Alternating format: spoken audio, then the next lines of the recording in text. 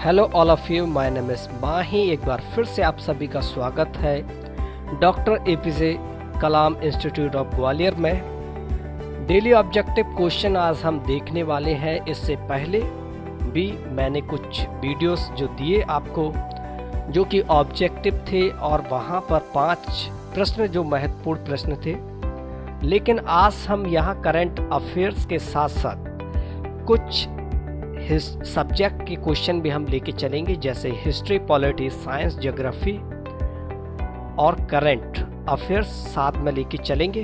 और यहाँ most important question है जो कि आने वाले एग्जाम में पूछे जा सकते हैं। अगर आपने हमारे YouTube चैनल को सब्सक्राइब नहीं किया है तो सब्सक्राइब कर लें, जिससे कि आने वाली वीडियो की नोटिफिकेशन आपको समय पर मिल जाए। चलते हैं करंट अफेयर्स के क्वेश्चन की ओर। आज का पहला प्रश्न है कि दादूदान गढ़वी साहित्य के क्षेत्र में 2021 में पद्मश्री प्राप्तकर्ता जिनका हाल ही में निधन हुआ, वह किस राज्य से थे? दादूदान गढ़वी साहित्य के क्षेत्र में 2021 में पद्मश्री प्राप्तकर्ता जिनका हाल ही में निधन हो गया और किस राज्य से थे? मध्य प्रदेश, महाराष्ट्र, बिहार, गुजरात।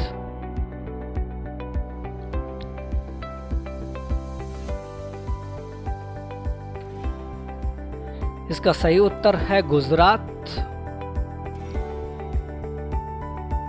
गुजराती कवि दादूदान गढ़वी का हाल ही में निधन हो गया और साहित्य और शिक्षा में उनके योगदान के लिए उन्हें 2021 में पद्मश्री से सम्मानित किया गया था।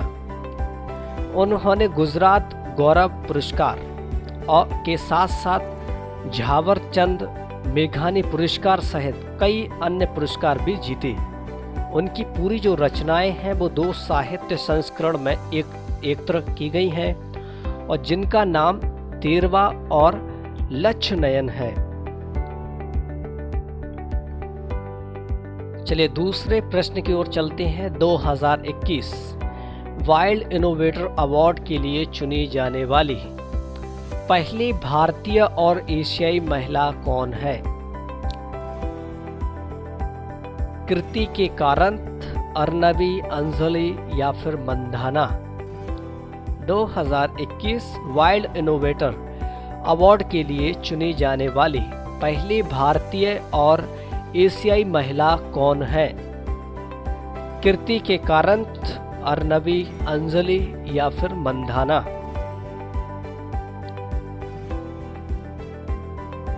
इसका सही उत्तर है कृति के कारंत। बेंगलोर स्थित centre for wild life studies की मुख्य संरक्षण वैज्ञानिक और कार्यकारी निदेशक डॉक्टर कृति के कारंत पहली भारतीय और एशियाई महिला है जिन्हें 2021 के वाइल्ड इनोवेटर अवार्ड के लिए चुना गया। और यह पुरस्कार वाइल्ड एलिमेंट्स फाउंडेशन द्वारा दिया गया। CWS वन्य जीव अनुसंधान, संरक्षण, नीति और शिक्षा के क्षेत्र में एक अंतर्राष्ट्रीय स्तर पर मान्यता प्राप्त केंद्र है।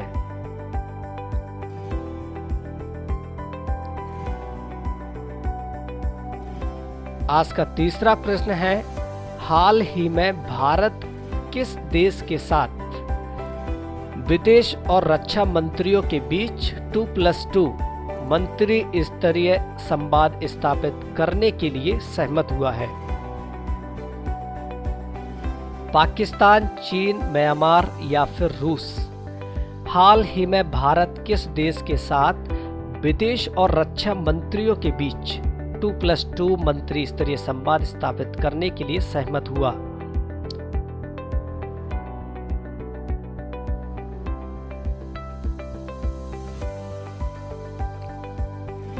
इसका सही उत्तर है रूस।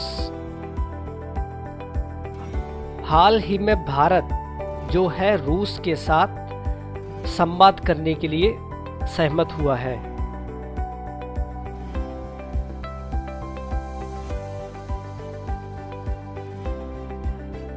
प्लेन ऑफ जार्स किस देश में स्थित एक प्रसिद्ध पुरातात्विक स्थल है?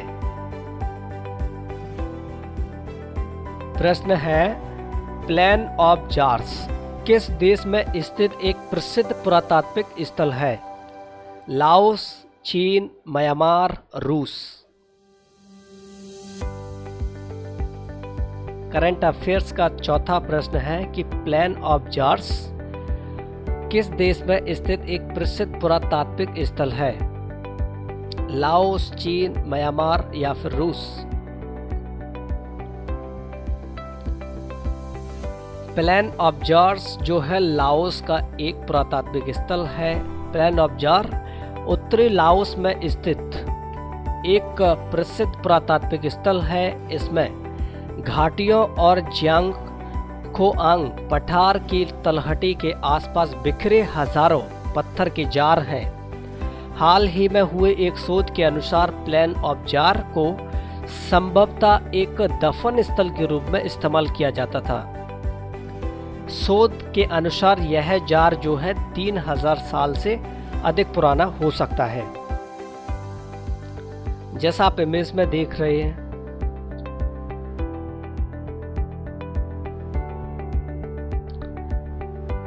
चलिए अब चलते हैं हिस्ट्री के टॉप 5 क्वेश्चन की ओर।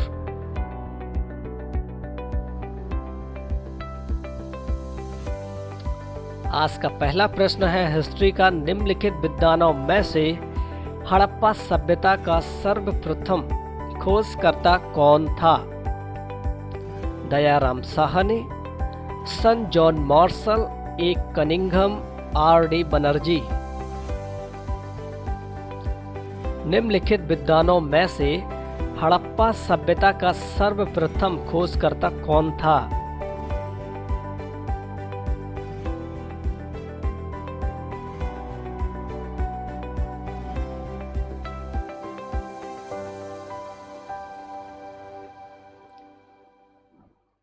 इसका सही उत्तर है दयाराम साहनी। 1921 में दयाराम साहनी ने हड़प्पा का उत्खनन किया और इस प्रकार इस सभ्यता का नाम हड़प्पा सभ्यता रखा गया। व राखलदास बनर्जी को मोहनजोदड़ो का खोजकर्ता माना गया है और यह जो सभ्यता सिंधु नदी घाटी में फैली हुई थी, इसीलिए इसका नाम सिंधु घाटी सभ्यता रखा गया।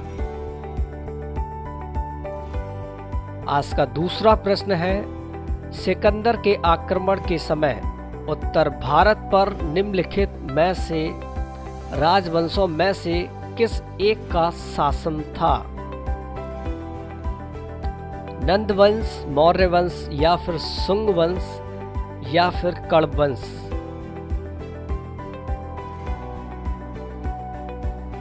प्रश्न है, सिकंदर के आक्रमण के समय उत्तर भारत पर निम्नलिखित में से किस का शासन था?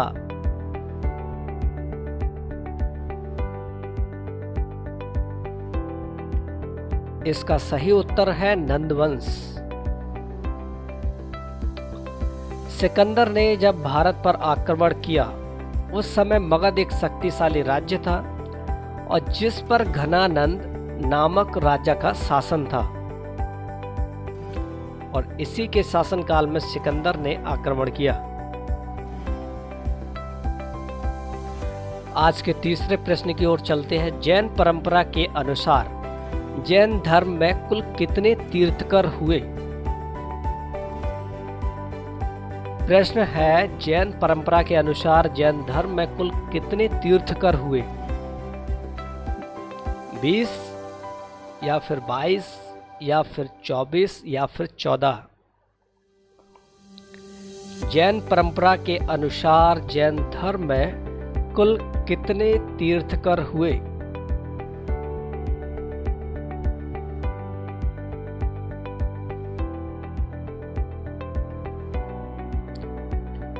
चलिए, इसका सही उत्तर है 24।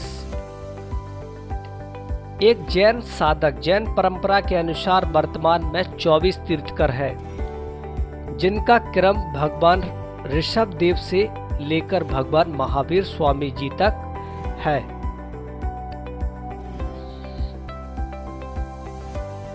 चलिए आज का चौथा प्रश्न है, बादामी में दुर्ग का निर्माण करवाने तथा बादामी को राजधानी बनाने का श्रेय किस चालुक्य शासक को है? बादामी में दुर्ग का निर्माण करवाने तथा बादामी को राजधानी बनाने का श्रेय किस चालुक्य शासक को है? पुलकेशिन 1, पुलकेशिन 2 या फिर विक्रमादित्य 1, विक्रमादित्य 2।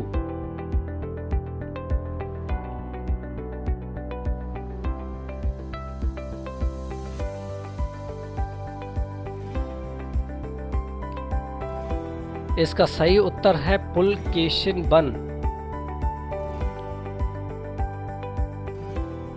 पुलकेशिन 1 बादामी किला बनवाने का श्रेय जाता है।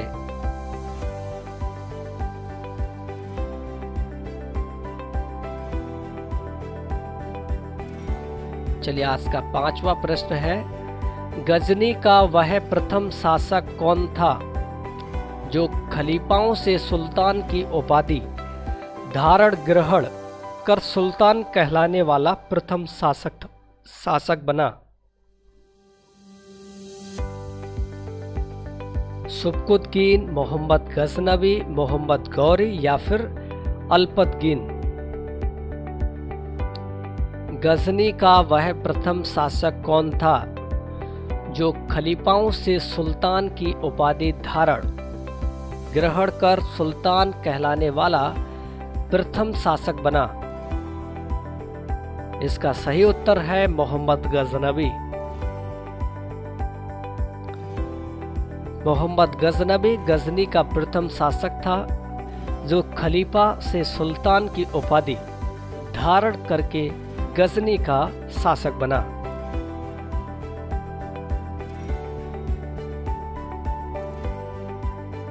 चलिए अब कुछ पॉलिटी की ओर चलते हैं। पॉलिटी के कुछ इंपॉर्टेंट क्वेश्चन देखने वाले हैं।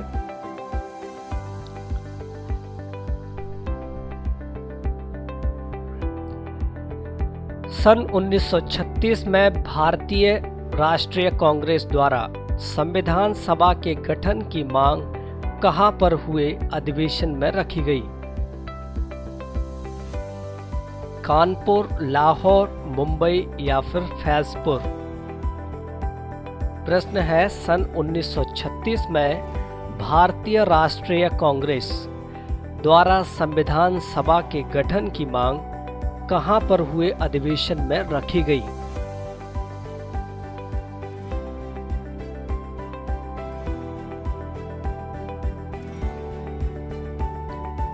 चलिए इसका सही उत्तर है फैजपुर। दिसंबर 1936 में जवाहरलाल नेहरू की अध्यक्षता में फैजपुर में हुआ और इसमें संविधान सभा के गठन की मांग रखी गई थी। और यहाँ एक तस्वीर है जिसमें आप देख सकते हैं नेहरू जी संबोधित करते हुए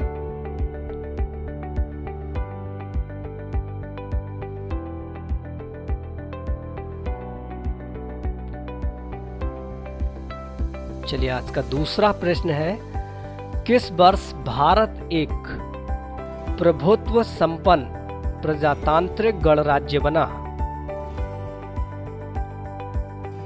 1947, 1951 में या फिर 1935 या फिर 1950 में? प्रश्न है,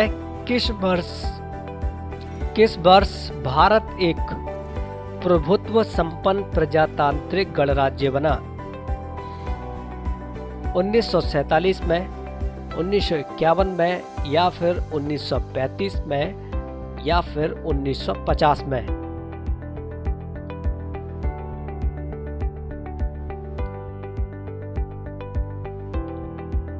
चलिए इसका सही उत्तर है 1950 में।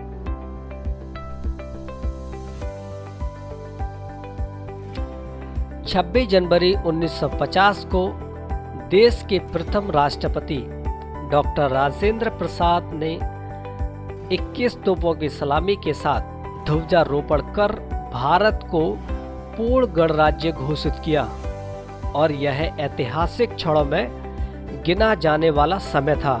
इसके बाद से हर वर्ष इस दिन को गणतंत्र दिवस के रूप में मनाया जाता है तथा इस दिन देश भर में राष्ट्रीय अवकाश भी रहता है।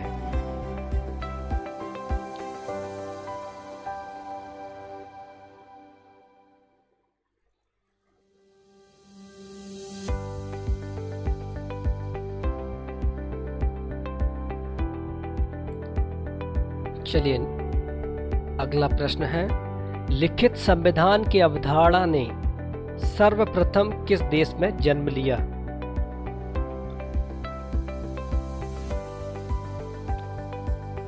France, America, Britain, Switzerland. लिखित संविधान की अवधारणा ने सर्वप्रथम किस देश में जन्म लिया?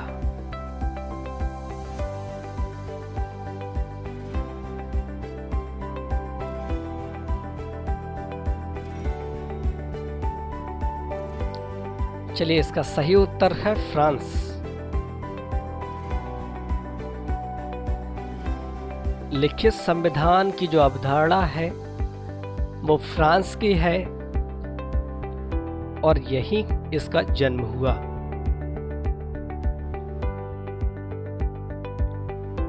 आज का चौथा प्रश्न है, पॉलिटी का वर्तमान में भारतीय संविधान में कितनी अनुसूचियां हैं? प्रश्न है कि वर्तमान में भारतीय संविधान में कुल कितनी अनुसूचियां हैं? 8 या फिर 10 या फिर 12, 14?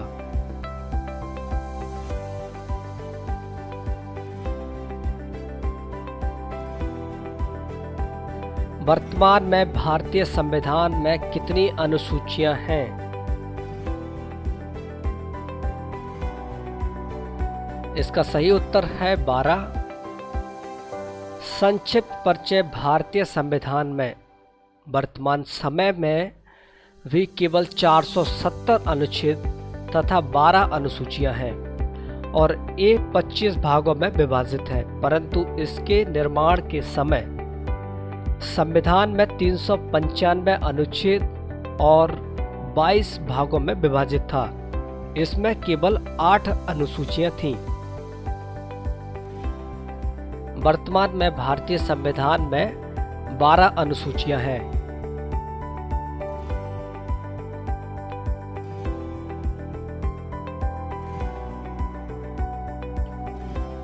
चलिए 5वां प्रश्न है, वर्तमान में भारतीय संविधान में धाराओं की कुल कितनी संख्या है? वर्तमान में भारतीय संविधान में धाराओं की कुल कितनी संख्या है? 356, 395 या फिर 404 या इनमें से कोई नहीं?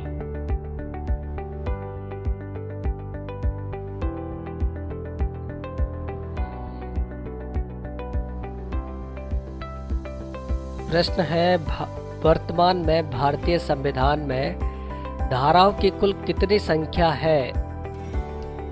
356, 395 या फिर 404 या फिर इनमें से कोई नहीं?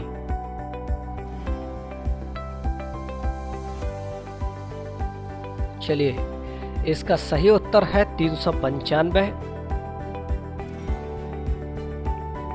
भारतीय संविधान में वर्तमान में 395 धाराओं की संख्या है।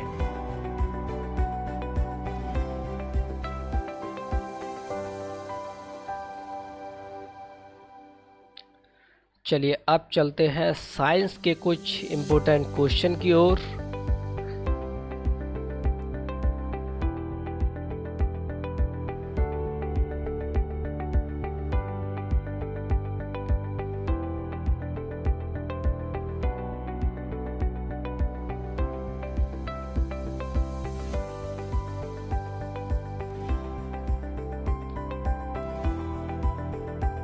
चलिए पहला प्रश्न है, मनुष्य के शरीर में पसलियों के कितने जोड़े होते हैं?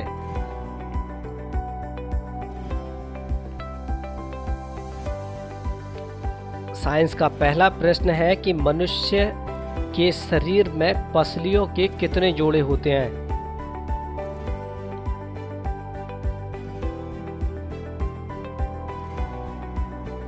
12, 10, 14 या फिर 11?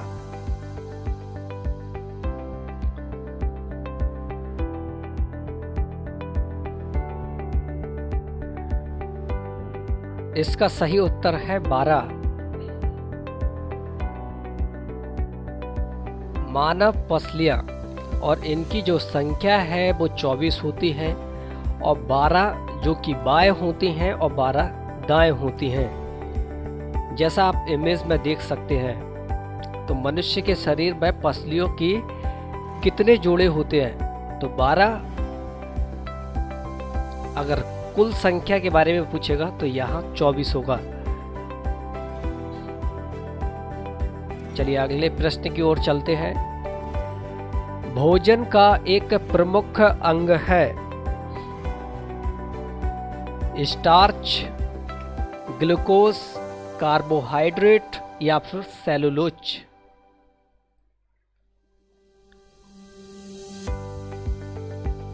भोजन का एक प्रमुख अंग कौन सा है?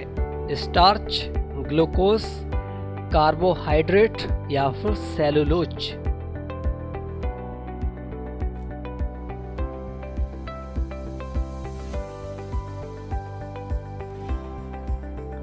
चलिए इसका सही उत्तर है कार्बोहाइड्रेट। भोजन का एक प्रमुख जो अंग है वो है कार्बोहाइड्रेट।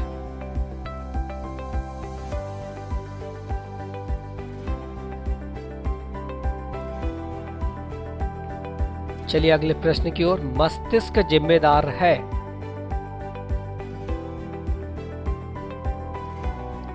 प्रश्न है मस्तिष्क जिम्मेदार है सोचने के लिए, हृदय गति नियंत्रण के लिए या फिर शरीर के संतुलन के लिए या उपर्युक्त तीनों के लिए?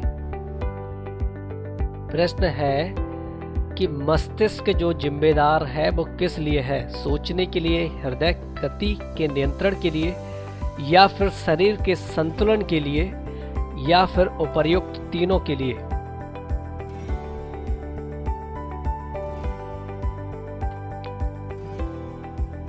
इसका सही उत्तर है उपर्युक्त तीनों के लिए। तो मस्तिष्क जो है वो सोचने के लिए भी जिम्मेदार है और हृदय गति नियंत्रण के लिए भी और साथ ही साथ शरीर के संतुलन के लिए भी।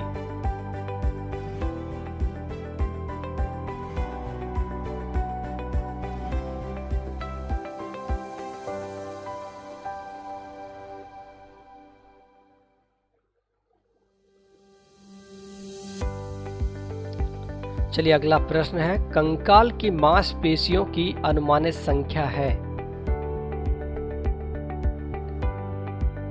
प्रश्न है कंकाल की मांसपेशियों की जो अनुमानित संख्या है वो क्या है? 206, 200 या फिर 500 या फिर 700?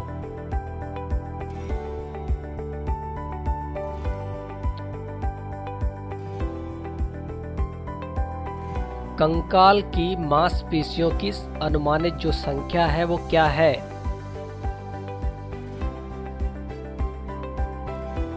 चलिए इसका सही उत्तर है 700। कंकाल की मांसपेशियों की जो अनुमानित संख्या है वो लगभग 700 है।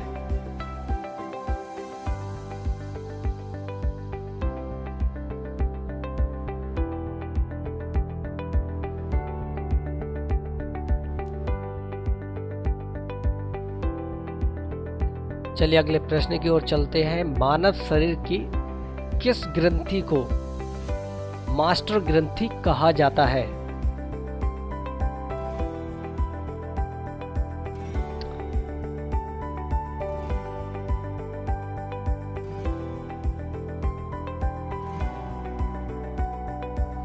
प्रश्न है मानव शरीर के किस ग्रंथि को मास्टर ग्रंथि कहा जाता है? अग्नाशय को, या फिर अवटु, या फिर पीयूष, या फिर प्लीहा?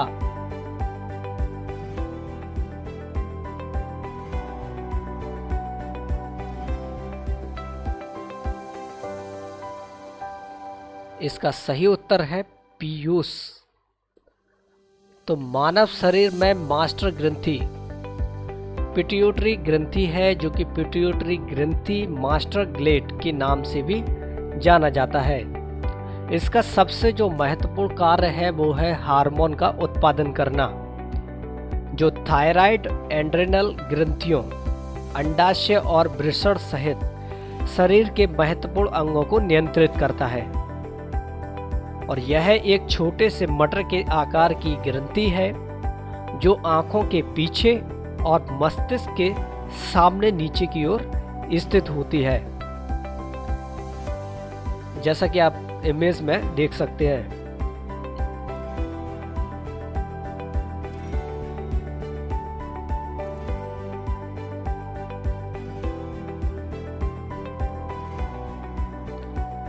चलिए अब चलते हैं ज्योग्राफी की ओर।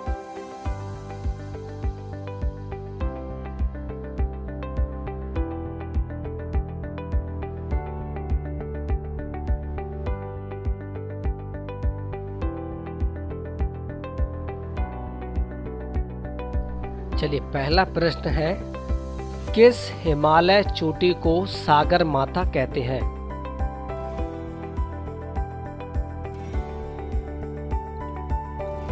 प्रश्न है, किस हिमालय चोटी को सागर माता कहते हैं? नंगा पर्वत, धोलावीरा, या फिर माउंट एवरेस्ट, या कंचनजंगा?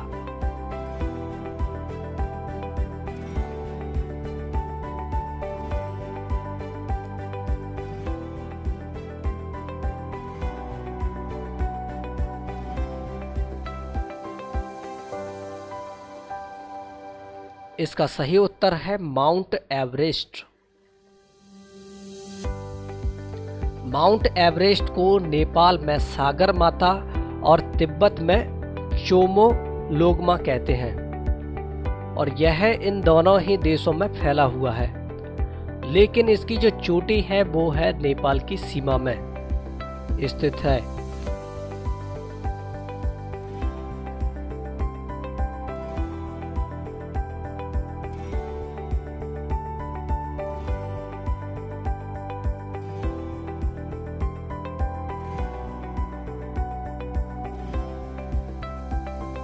चलिए अगला प्रश्न है, हिमाचल प्रदेश में स्थित दर्रा है?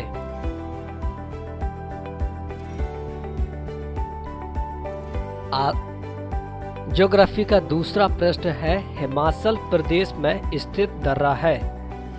सिपकिला, जोजिला, नाथुला, या फिर जैलेपला?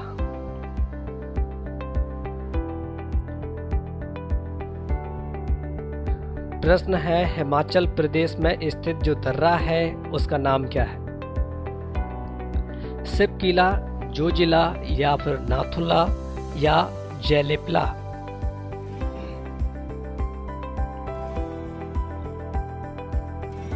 इसका सही उत्तर है सिपकिला।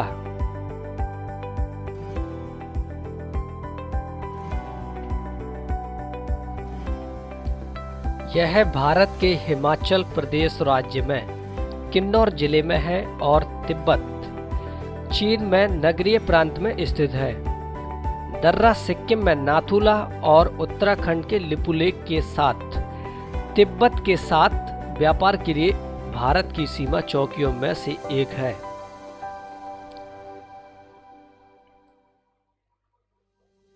तो हिमाचल प्रदेश में जो दर्रा है उसका नाम है सिपकिला।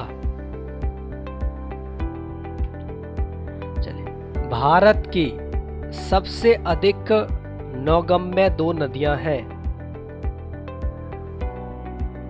भारत की सबसे अधिक नौगम्य नदियां हैं कावेरी और गोदावरी, या फिर गंगा और ब्रह्मपुत्र, या फिर गंगा और सिंधु, ब्रह्मपुत्र और यमुना।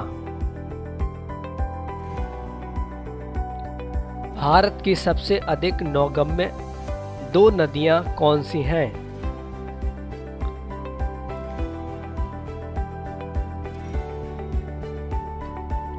चलिए, गंगा और ब्रह्मपुत्र। भारत की नौगम्य नदियां जो अभी युवावस्था में है वह गंगा और ब्रह्मपुत्र है।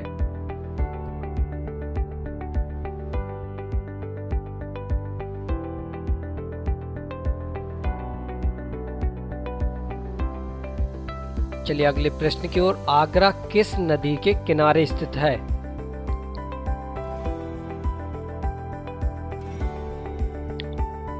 चौथा प्रश्न है, आगरा किस नदी के किनारे स्थित है? ऑप्शन है गंगा, यमुना, अलकनंदा या फिर भागीरथी।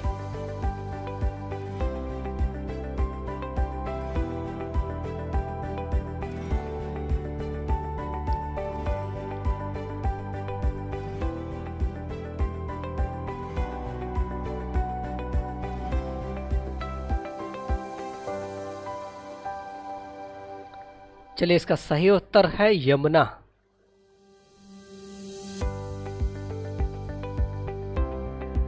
आगरा जो है यमुना नदी के किनारे बसा है, जहां का सबसे ज्यादा प्रसिद्ध स्थल जो है वो है आगरा का ताजमहल। तो आगरा जो है वो यमुना नदी के किनारे बसा हुआ है। ताजमहल के पीछे से यमुना नदी निकली है। चलिए अगला प्रश्न है, गोकक प्रपात किस जिले में स्थित है?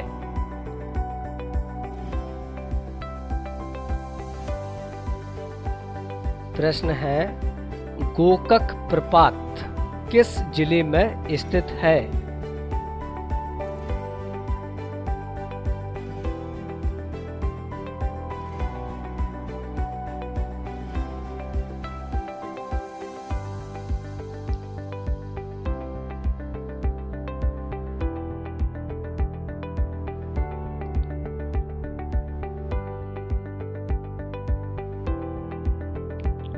इसका सही उत्तर है बेलगांव। गोकक जलप्रपात दक्षिण भारत का एक जलप्रपात है और यह पश्चिम घाट की पर्वतमाला में आता है, जो कि कर्नाटक राज्य के बेलगाम नामक शहर में घाट प्रभा नदी के समीप स्थित है। गोकक जो जलप्रपात है वो बेलगांव में स्थित है। चलिए आज के लिए इतना ही, कल फिर हाजिर होंगे इसी समय।